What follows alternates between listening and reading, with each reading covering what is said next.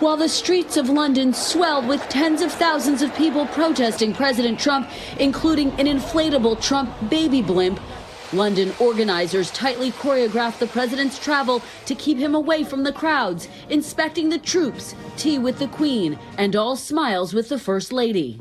As the president himself spent the day in damage control. I have a lot of respect for the Prime Minister. Those conciliatory comments come after Mr. Trump blasted May in an interview with a British newspaper, taking aim at her handling of Brexit. I actually told Theresa May how to do it, but she didn't agree with it. She didn't listen to me. Even praising her arch rival, Boris Johnson, who resigned from her cabinet earlier this week. I'm just saying, I think he'd be a great Prime Minister. And despite that audio evidence of his own words, the president tried to deny the whole thing. I didn't criticize the Prime Minister. I have a lot of respect for the Prime Minister. It's called fake news. But after being pressed repeatedly, Mr. Trump shifted tactics and started to heap praise on May instead. This incredible woman right here is doing a fantastic job. Even offering this mea culpa. When I saw her this morning, I said, I want to apologize because I said such good things about you. She said, don't worry, it's only the press. The interview broke Thursday night, just as May was hosting a black-tie dinner for the president and First Lady,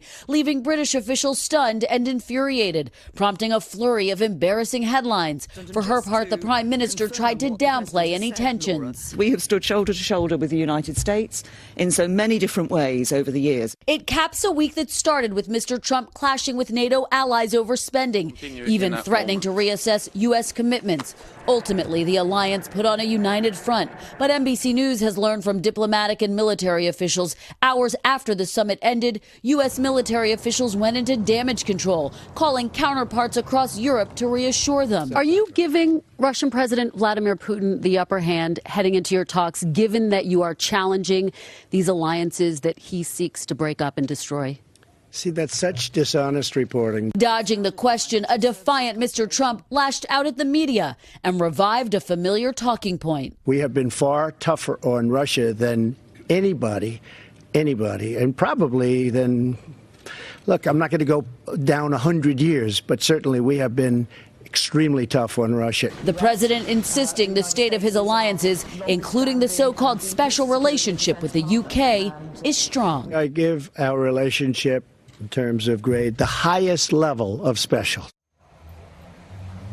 And tonight, the protests are following President Trump to Scotland, where he'll spend the weekend at his golf resort. A Greenpeace protester flying over the property tonight. And Lester, it's a reminder that his policies are still deeply controversial here. Hey, NBC News fans, thanks for checking out our YouTube channel. Subscribe by clicking on that button down here, and click on any of the videos over here to watch the latest interviews, show highlights, and digital exclusives.